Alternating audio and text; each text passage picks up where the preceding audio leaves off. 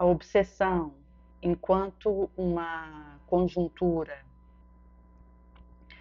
social que pulula e que acaba que reverbera na economia psicológica, astral, cósmica desse orbe,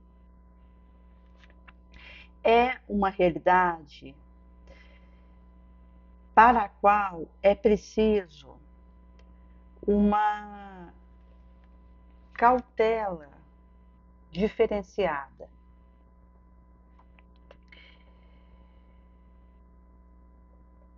Na questão da neurotransmissor que atua na comunicação do neurônio, que é a célula que transmite informação e ela transubstancia um estímulo que é elétrico numa realidade química sinapsial que usa metabólito para fazer o se entender. E a serotonina, a dopamina e isso considerando a questão de neurotransmissor em si,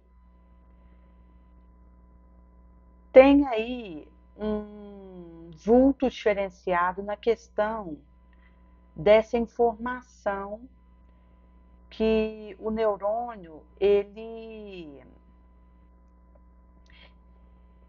absorve para se fazer comunicar. E aí a serotonina, que tem a ver aí com o bem-estar, a alegria.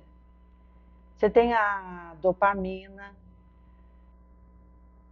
a noradrenalina e por aí vai, que são cada um com a sua respectiva ação e impacto na conformação com a sua função. Mas existe caso que o tratamento físico com o psiquiatra ele se faz necessário, mistério, para viabilizar uma produção de um neurotransmissor e para nessa realidade tornar possível aquela conexão pela chuva de uma serotonina que é lançada ali pelo medicamento que disponibiliza a recaptação dela, e ao recaptar, acaba que isso gera um estímulo e facilita o próprio tratamento espiritual, que no caso obsessivo é indicado, que é a própria questão da transformação moral para melhor do obsesso e da disposição para fazer essa análise e colocar o prato na mesa da atitude a ser tomada. Tem aí nesse quadro que acaba que associa a questão da obsessão com a depressão, quando se tem até essa deficiência na produção de neurotransmissor e que impacta o comando, o processamento do cérebro.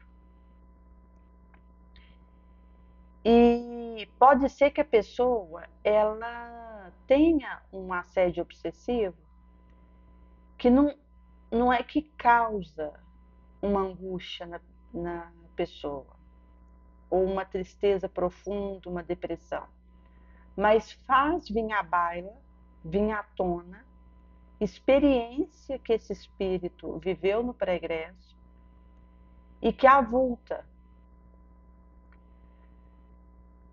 num efeito elefante, algo que foi vivido, que está ali numa ruminação interior por aquele espírito encarnado, e pela ação obsessiva aquilo sinergiza e leva a uma intensificação dessa ruminação infeliz, e isso gera distonia, até porque precisa haver um preparo para lidar com uma experiência que volta, vomita do meu ontem, e se aquilo, em condição normal, no tamanho normal daquela realidade, já é algo que eu preciso ir atrás e estou na tentativa de resolver, se sinergiza aquele efeito pela ação obsessiva, isso pode se tornar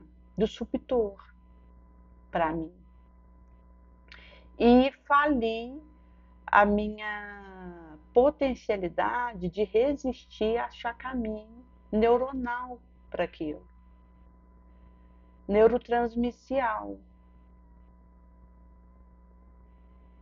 E daí que nessa tela é importante o tratamento com passe, água fluidificada, o evangelho no lar, que vai auxiliar esse obsessor desencarnado que insiste naquele tentando, mas vai predispor o organismo até a ação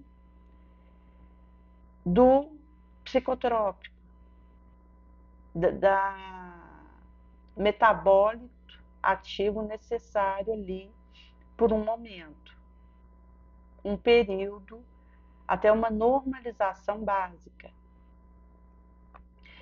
Porque à medida que eu recupero e consigo entrar numa faixa que me tira daquela ruminação pesada, isso viabiliza para mim caminho de reharmonização, de recomposição do que ruptou, e até na cicatriz, e o que isso viabiliza na conformação que deslinda diante de mim. E nesse processo é sine qua non a busca de um fortalecimento, de uma ventilação que me auxilie a lidar com essa turbilhão. Em Palavra de Vida Eterna, pelo Espírito Emmanuel, no capítulo 41, Se Andarmos na Luz, fala um pouquinho da questão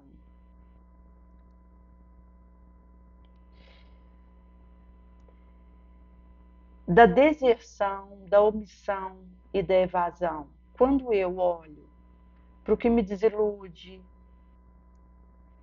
e até acabo deixando isso ter a voz final em mim. Algo que para mim foi decepção, que me leva a parar, a cansar da caminhada, a desanimar, a prostrar. A energia que tenta me prostrar, ela é um risco muito grande. E é preciso estar atento, porque a prostração moral é uma tentativa de golpear minha iniciativa para o que me espera. é uma abordagem, um assédio, um convite para uma extenuação,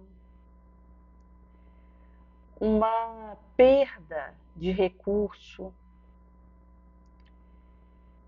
e um calote, um falimento da minha possibilidade energética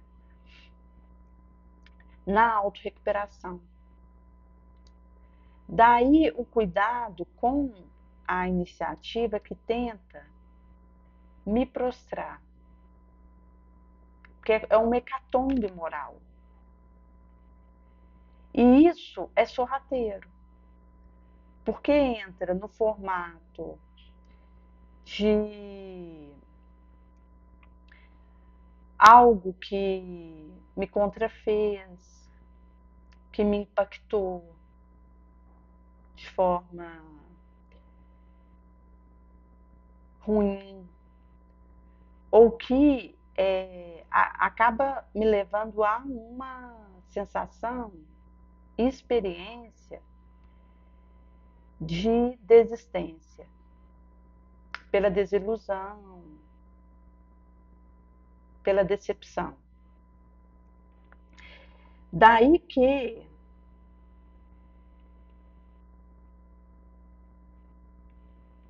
entra aí até a forma como eu vejo o que acontece em volta de mim, porque a carne, ela é uma condição de traiçoeirismo. Quando Pedro ele estava ali com Cristo e Jesus havia falado para ele que ele ia traí-lo antes do momento supremo, ele afirmou categoricamente que não faria isso. E que isso jamais entraria na sua cogitação. E no momento supremo, em que ele, ali, diante daquele guarda, que ia levar ele para o cárcere, para a tortura, para o suplício, para o derradeiro martírio, ele recua, enfraquece, sente medo, se acovarda e nega o Cristo. Ou seja, o espírito ele está pronto. Ele sabe o que precisa ser feito, o caminho a ser tomado, a diretriz.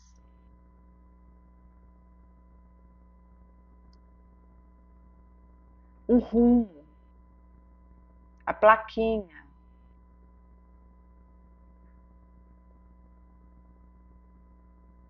Que desbrava. Mas a carne é fraca, é traiçoeira. E ela me engana. Daí que, quando se considera a questão da falha humana, isso tem muito mais a ver com a ignorância, com a fraqueza, com a traiçoeição da carne, do que com maldade. E até a questão da clareza com que Jesus tratou disso, ao dizer: vigiai e orai, porque o Espírito está pronto. Que ele sabia que o Espírito é conhecedor, o Espírito busca, o Espírito deseja o bem, o Espírito vai atrás e se aperfeiçoa. Vislumbra com facilidade isso, mas a carne é traiçoeira, é fraca, é vulnerável. E o Cristo sabia tanto disso que ele deixou isso como um alerta. Eu preciso vencer a mim mesma, renunciar a mim, para seguir.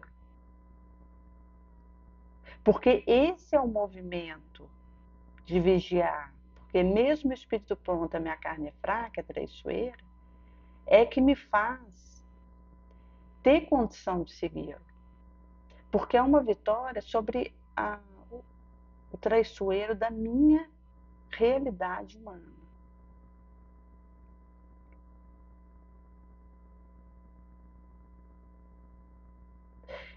Um outro caso de uma mãe que ela se sentia tão indigna de cuidar do filho recém-nascido, que ela acreditava que ela estava contaminando ele com leite materno. Ou seja, um caso obsessivo que tinha um gatilho e conseguia conexão com a culpa que ela trazia de antes, do ontem dela. E acabava que levava ela a uma confusão da realidade dela.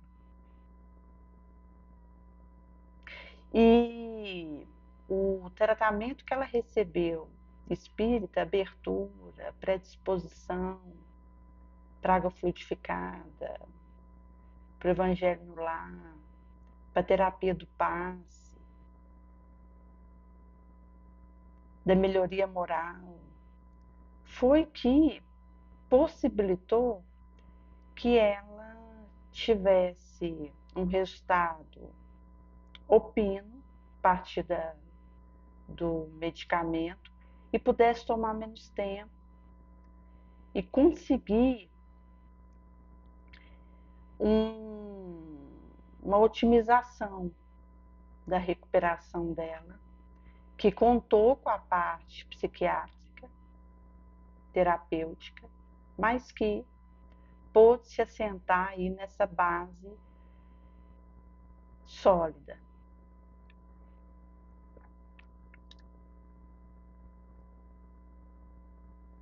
E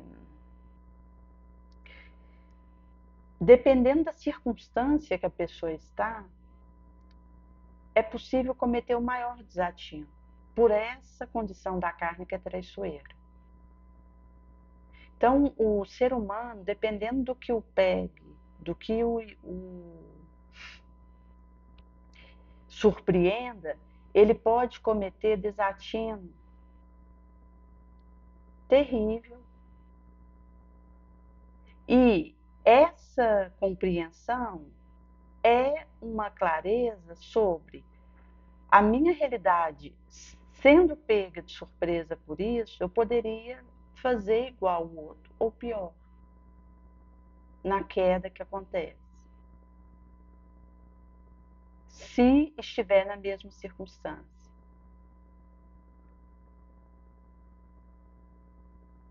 Porque ainda é um tateu que tange a insanidade, a realidade humana, e que caminha para um aperfeiçoamento da consciência cósmica.